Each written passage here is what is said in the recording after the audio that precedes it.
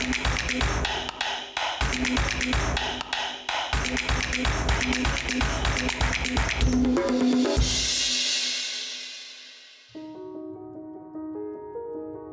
mill-ismijiet l-aktar magħrufa li baqgħu marbuta mal-moviment Awmin letterarju u max-xena letterarja li segwiet huwa dak ta' Viktor Fenech, magħruf l-aktar għal poeproza, l-esperimentazzjoni bil-ġeneri u l-għarfien tekniku tiegħu fil-produzzjoni tal-kotba.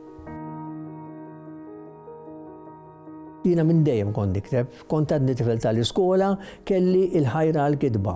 Kienu jitqu bija, pereżempju, jiena minn dejjem dilettant tal-futbol u tal-films. Għax il-papa tiegħi kien dilettant tagħhom u kien joħodni. U kont, anki jekk joħodni logħba, meta mmur id-dar, noqgħod nikteb xdier li mill-logħba.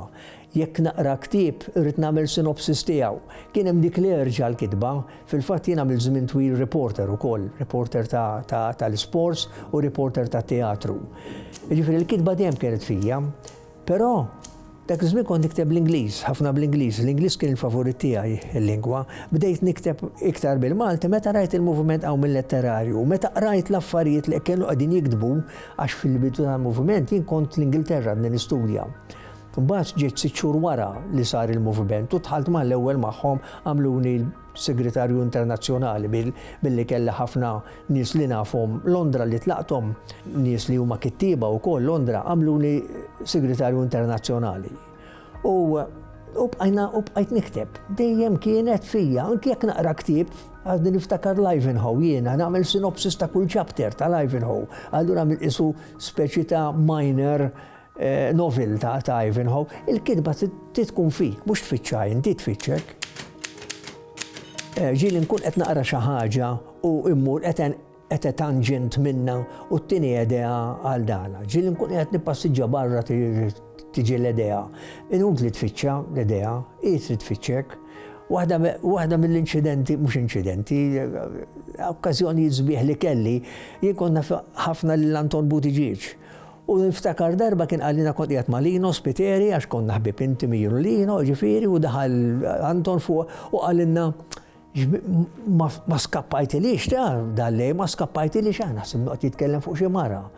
Għabat meta Lino għallu lil min, għallu l-muża, il-muża, għallu ma tħallikx torqod, għallu la jiġi ħsieb, għallu jiena lekk nżomm karta u lapes ħdejja meta norqod. Ġifieri ma tkunx taf, l-erba' ktibt poeżija jiena meta kont l-isptar.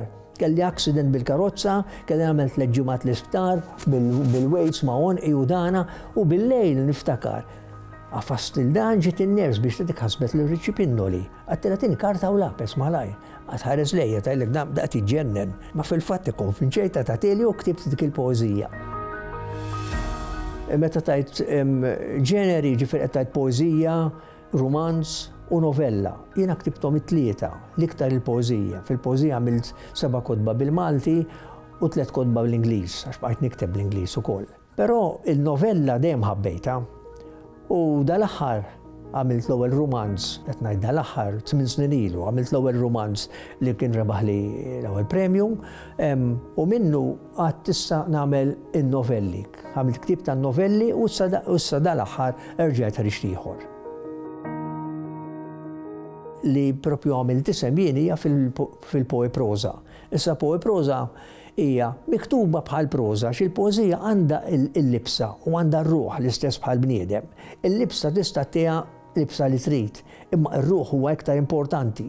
Issa, jekk naqqadhom it-tnejn, il-libsa tal-proża mar-ruħ tal-poeżija, jiġifieri hi tkun proża, jiena nodda proża, però ikollha internal rhyming, ikollha ebb and flow ta' sentenzi wara xulxin illi jkunu iżjed poetiċi, però xorta ikunu jinnoddu ma' short stories. Għalkemm għandha ħafna ġifieri illi daħluhom li ma' antoloġiji daħluhom li mal-poeżija.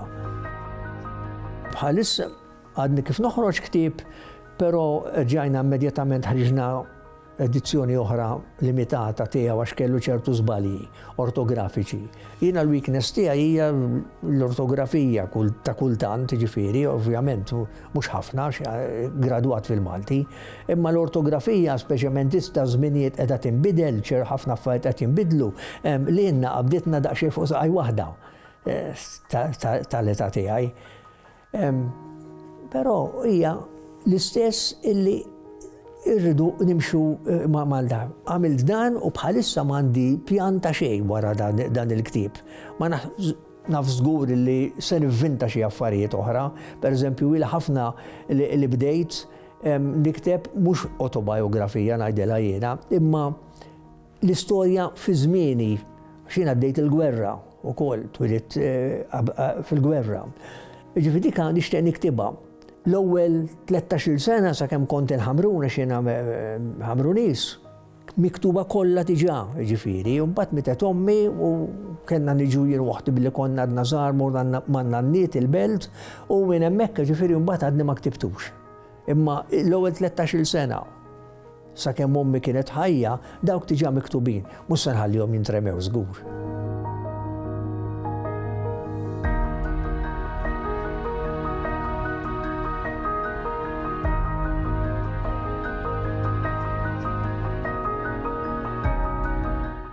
Il-Sinna jixtieq jirringrazzja lill-Kunsill Nazzjonali tal-Ilsien Malti, lid-Dipartiment tal-Malti fil-Fakultà tal-Arti l-Università, lill-Ministeru għall-Edukazzjoni u x-Xogħol u lill-Aġenzija Nazzjonali tal-Litteriżmu.